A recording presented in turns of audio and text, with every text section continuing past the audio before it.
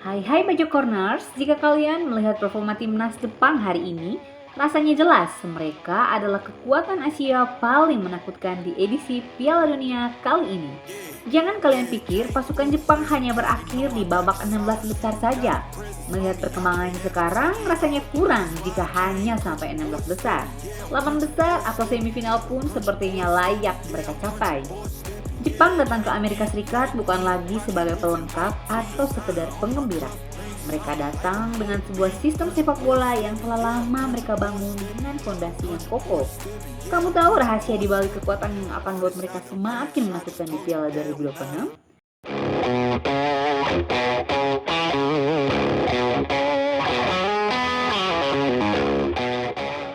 Kita seolah tidak percaya ketika melihat catatan performa timnas Jepang sebelum bertarung di Piala Dunia 2026. Tim Samurai ini gak pernah kalah, terutama ketika berhadapan dengan tim-tim dari Eropa sejak 2019. Mulai dari Jerman, Spanyol, Serbia, Kroasia, Turki, Skotlandia hingga Inggris, semuanya terbukti keteteran saat berhadapan dengan Jepang. Yang lebih ngerinya lagi, tim-tim dari benua lain seperti Brazil hingga Ghana pun sudah berhasil mereka taklukkan. Catatan ini paling tidak membuktikan bahwa Jepang sudah terbukti di gelaran internasional ini. Tim Matahari Terbit ini gak hanya dikenal karena kedisiplinan dan gaya serangan baliknya, mereka juga mampu mendominasi permainan sejak awal. Lihat saat mereka menang melawan Skotlandia. Scott McTominay dan kolega dipaksa tunduk di semua segi secara statistik. Tapi pertanyaannya kemudian adalah, apakah Jepang tetap bisa tampil konsisten di Piala Dunia nanti? Kendati punya modal besar berupa hasil positif tadi, timnas Jepang juga harus menyadari bagaimana juga mereka masih punya kendala psikologis berupa ketahanan mental di gelaran internasional seperti Piala Dunia. Kegagalan mereka menembus babak 8 besar jadi bukti besar. Itulah mengapa pelatih Moriyasu lebih memilih untuk tetap tidak jumawa. Ia selalu mewanti-wanti anak asuhnya soal kontrol kepercayaan diri. Menurutnya tidak jadi jaminan saat dengan tangguh mengalahkan tim-tim raksasa di laga persahabatan bisa terulang kembali di Piala Dunia nanti. Moriyasu tetap meminta anak asuhnya terus bekerja keras untuk berbenah daripada merasa sudah kuat. Ia bahkan menganggap bahwa semua lawannya di Piala Dunia nanti bisa lebih mengerikan kekuatannya. Selain modal hasil positif tadi, kedalaman skuad yang merata juga menjadi kekuatan tersendiri untuk Jepang ini. Hampir di setiap kesempatan bermain, semua pemain timnas Jepang mempunyai kapasitas yang sama. Saat hadapi Skotlandia dan Inggris, tim mereka membuktikan tetap perkasa meski tanpa diperkuat pemain-pemain terbaiknya seperti Takumi Minamino, Wataru Endo, hingga Takefusa Kubo.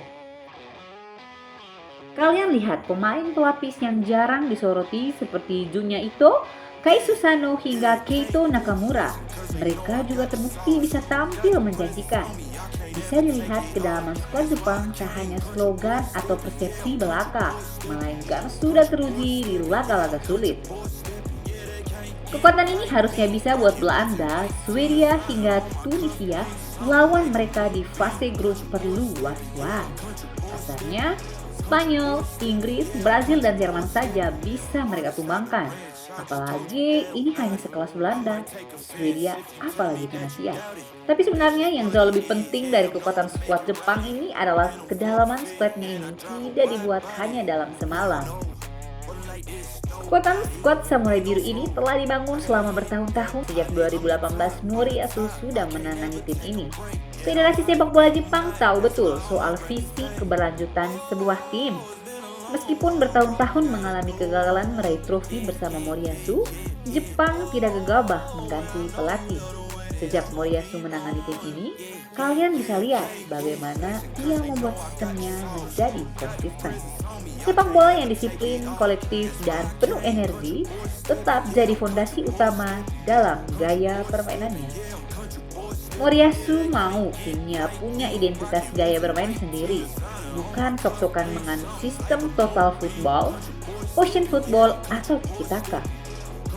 Jika dilihat dari segi formasi, Moriyasu tidak ambil pusing mau gunakan 4 atau 3 back saja. Pemain bisa nyaman dan konsisten adalah yang terpenting baginya. Setelah sudah 8 tahun sistem seperti ini diterapkan otomatis, membuat siapapun pemain yang dipanggil ke timnas sudah paham bagaimana sistem ini harus dipertahankan. Beda halnya dengan tim yang gemar gonta-ganti sistem dan pelatih. Hal seperti itu justru malah akan berpotensi menimbulkan gejolak baru. Kegagalan terakhir Moriyasu di ajang besar seperti Piala Asia 2023 membuat dirinya sadar dan terus bekerja untuk mematangkan sistem ini.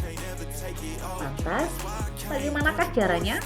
Pertama, komposisi pemain kunci tidak dirubah secara drastis olehnya. Nama seperti Ri Sudoan, Takefusa Kubo hingga Kaoru Mitoma masih jadi inti di tim ini. Itu artinya ia lebih menginginkan sebuah sistem berkelanjutan daripada sekedar berjudi untuk bongkar pasang skuad yang berisiko. Kemudian yang kedua, Moriyasu berani mengubah strateginya. Saat di Piala Asia 2023 lalu, Jepang gagal menggunakan taktik 4-2-3-1. Moriyasu langsung menggantikan pemainnya dengan pola 3-4-2-1. Hasilnya lumayan, pola ini lebih solid dari segi pertahanan. Pola baru ini lantas membuat Jepang berhasil kerap kali menciptakan clean sheet. Lalu yang ketiga, situasi permainan di lapangan selalu dengan cepat dibaca dan dianalisanya. Pergantian pemain di momen yang tepat pun perlahan mulai dipelajarinya untuk bisa mengubah jalannya laga. Hal ini ia lakukan saat menjamu Skotlandia. Di babak kedua, Moriyasu memasukkan pemain seperti Junito dan Kento Shugai. Hasilnya terbuah 1 gol kemenangan. Selain kepekaan membaca permainan, mental juang anak asuhnya pun juga diperlahan bisa dimatangkannya. Kalau kalian ingat comeback menyakitkan dari Iran yang membuat mereka kandas di ajang Piala Asia 2023. Tapi lihatlah sekarang saat melawan Brazil, daya juang pasukan Moriyasu telah jauh berbeda. Aksi comeback fantastis mereka diperlihatkan saat ketinggalan 2 gol dari pasukan Carlo Ancelotti. Melihat kemampuan Moriyasu tersebut ternyata selaras juga dengan kematangan para pemainnya. Kalian bisa tengok deh materi pemain Jepang sekarang. Meski tergolong banyak diisi wajah lama, namun kehadiran mereka di klubnya masing-masing juga sangat memberi dampak kepada tim. Pasukan timnas Jepang diisi oleh mereka yang gak hanya tampil reguler di liga-liga top Eropa. Keberadaan pemain-pemain ini juga acap kali memberi kontribusi penting pada klubnya. Striker Ayase Ueda adalah contoh paling konkret.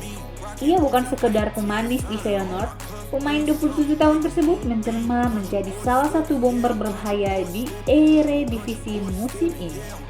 Belum lagi jika kalian lihat Daichi Kamada, Kaoru Mitoma hingga Al Tanaka yang menjadi pemain tengah di Jepang dan di Liga Inggris. Performa mereka terbukti makin meningkat jelang gelaran 4 tahunan ini. Dari segi pertahanan, jangan kita lupakan juga ada bek Bayern Munchen, Hiroki Ito. Kehadirannya beberapa kali mampu menambal absennya pemain seperti Takehiro Tomiyasu maupun Itakura yang sempat lama cedera. Well, dengan berbagai indikasi kematangan skuad Jepang tersebut, sangat pasti jika kita kelak melihat mereka patut diwaspadai di Piala Dunia. Keperkasaan Jepang yang kita lihat sekarang ini bukan berasal dari keberuntungan. Itu sudah berakar dari sistem yang dibangun secara terstruktur. Sepak bola Jepang dibangun di atas kombinasi kecerdasan kedisiplinan dan pemikiran taktis. Hal ini menciptakan tim yang tak hanya kuat secara fisik, tetapi juga unggul dalam kemampuan dalam membaca permainan. Jepang memang bukan tim yang punya superstar seperti Kylian Mbappe atau Lionel Messi, tapi kolektivitas tim yang matang mereka adalah juaranya. Melihat tim Jepang hari ini, seperti melihat tim yang sedang bertahan dan menyerang sebagai suatu kesatuan sistem. Tidak goyah dengan segala bentuk gaya sepak bola apapun, mereka tetap konsisten dengan sistem yang mereka bangun. Bisa dibilang, Jepang punya semua alasan untuk bisa menghancurkan semua musuhnya di Piala Dunia nanti.